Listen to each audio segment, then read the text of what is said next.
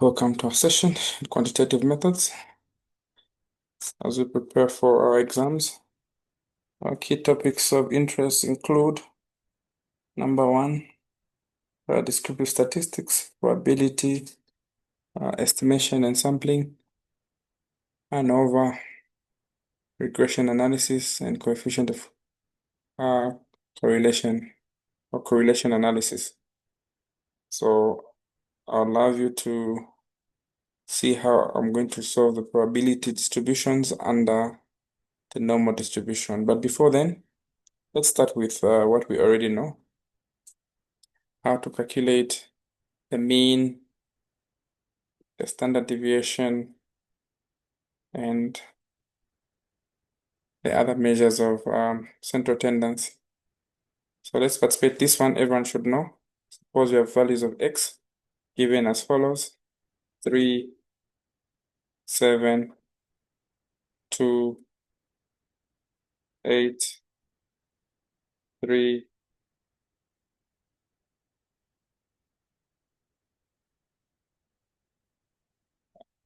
7, and 10.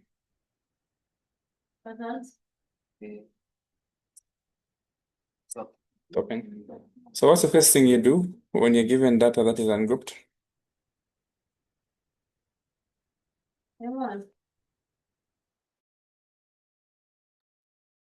What do you do if you're given data that is ungrouped? I can't see why you're writing those figures. I don't know if the screen is moving or what. So we're given data as follows: 3, 7, 2, 8, 3, 7, 10. So this is called ungrouped data. Okay, so when data is given as ungrouped, what's the first thing you do? You group it. You group it. What do you do? Arrange it in order. Arrange in order, starting from the smallest. So what's the smallest? So we have what? 2, then 3, 3, then Another 7, 3. another 3, 7, 7, 8, 10. okay. So 3, yes, another number. 7, 7, then 7, 8, another 7, 8, 8, and and 10. 10. All right. So let's talk about 13 measures of the central tendency and dispersion. How do you find the range?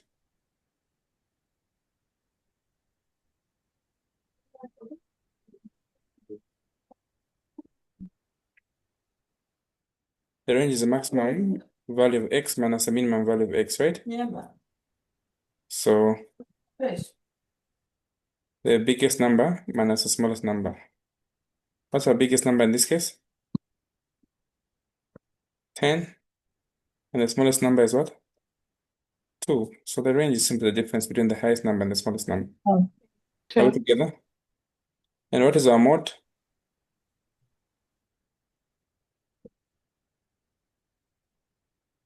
Mode is the number that appears the most. In this case, what number is appearing the most? It's 3 and 7. 3 and 7. So this is a bimodal frequency. Okay. Then how do we find the median? Median is a middle number, right? So you find half of n Yes. and you round up. N is the number of observations. How many do we have there? 1, 2, 3, 4, 5, 6, 7. So what is half of 7?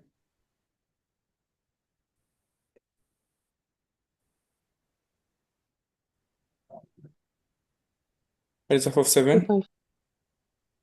Okay. It's 3.5. So 3.5 is a position. So when you round up, what do we get?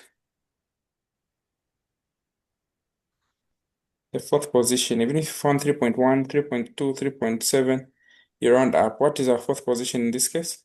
1, 2, 3, 4, 5, 6, 7. So the fourth number, 1, 2, 3, 4. Our 7.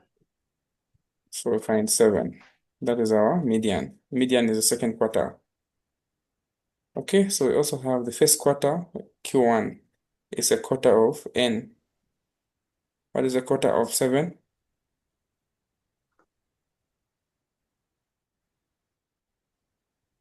A quarter of 7 is what? 1.75. When you round up, what we get? 1.75. The second position. What is our second position?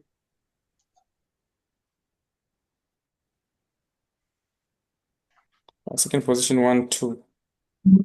So we have value 2. That is our first quarter. Then what is our third quarter? 3/4 of N. What is 3/4 of N? Sorry, miss. I'm a bit behind. Hello? Yes, I can hear you. I'm a little bit behind Please mute yourselves, those of you who are talking in the background. on how we started Only one using the person can be quota. talking. All right, so are we clear on how to find the range? The highest number minus the smallest number. That's how we find the range. So we're going to the quartiles. There are 3 quartiles. There's quartile 1, which is the lower quartile. We use a quarter of N. There's quartile 2, which is a median. We use half. There's quartile 3, which is upper quartile. We use 3/4. That's the formula. So for quartile 2, which is a median we started with, we found half of N, half of 7, which is 3.5. Then we round up. So 3.5, when you round up, we get the fourth position. The fourth position, if you rearrange this, is 7. So 7 is our median. And this is our Q1, Q2, which is 7. Then we go to Q1, a quarter of N. What is our N? Our N is 7. So a quarter of 7 is 1.75. So you round up. Whether you found 1.1, 1.2, there's a decimal point according to this rule, you round up. So 1.75 is the second position. So second position, we count 1, 2. So the answer is 3. Who wrote 2 here? Huh? Our answer is 2, is 3. That's a second position. Then finally, the third position is what? 3/4 of N. What is 3/4 of N? What is 3/4 of N? What do you get?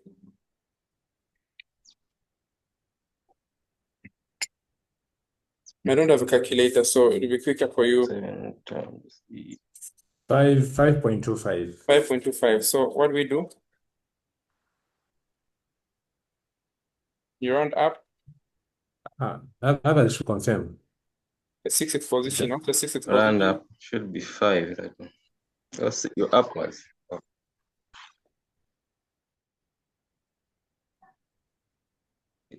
It's 8.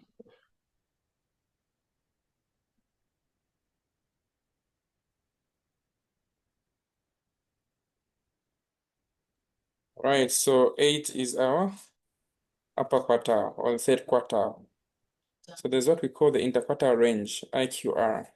It's the difference between the upper quartile, Q3, minus the lower quartile, Q1. So what's the difference between these two? 8 minus, what is our lower quartile? 3. This is 5. 3. Right. So these are things that most lecturers will not teach you, assuming you already know them. So I don't want you to lose marks on anything. Remember, in some of the courses, some of the most basic things that came in your exam, you underrated them. So I don't want to leave anything behind. And let me not assume, because this is part of your hypothesis testing. It'll be integrated there. So you need to remember how to find this. Anyone behind so far? Are we clear?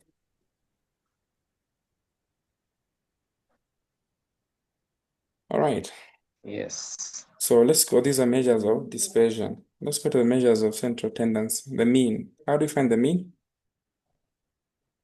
You total up. Mean is simply average. So summation of x over n. What is our summation of x? The sum total of the values of x. So 2 plus 3, 5. 5 plus 3, 8. 8 plus 7, 14.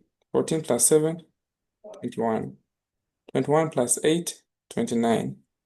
29 plus 10 is 39.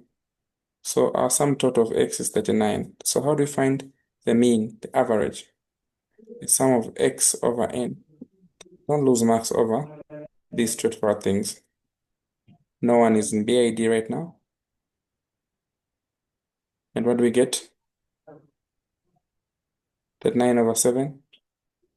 That is our average. What do we get?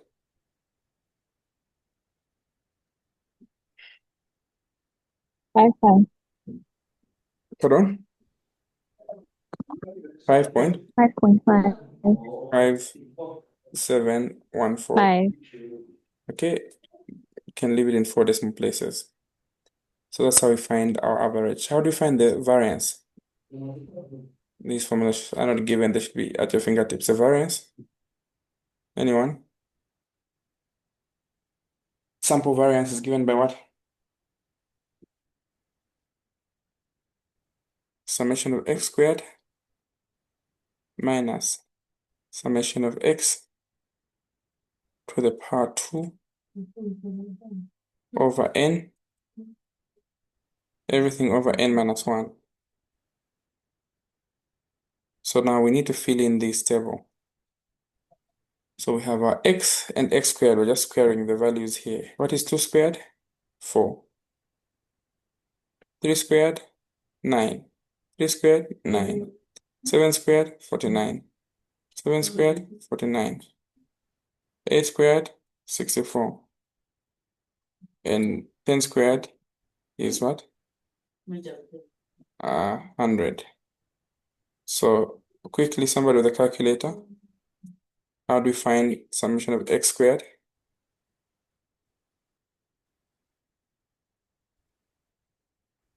So please compute 100 plus 64 plus 49 plus 49 plus 9 plus 9 plus 4, 284. So let's substitute this. How do we calculate this? 284 minus what? 39 squared over our n